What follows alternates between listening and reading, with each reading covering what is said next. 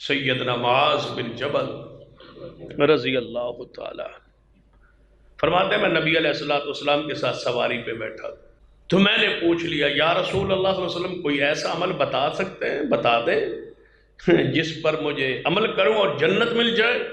आपने फरमाया मुआज़ शिरक न करना। ठीक है या रसूल। फरमाया नमाज पढ़ते रहना, ज़कात देना और रोज़ा रखना।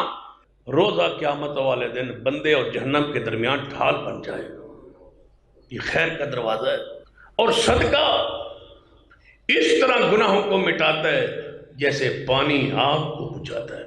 रात की नमाज न छोड़ना, तहज्जुद न छोड़ना, यह भी खैर का दरवाज़ा है।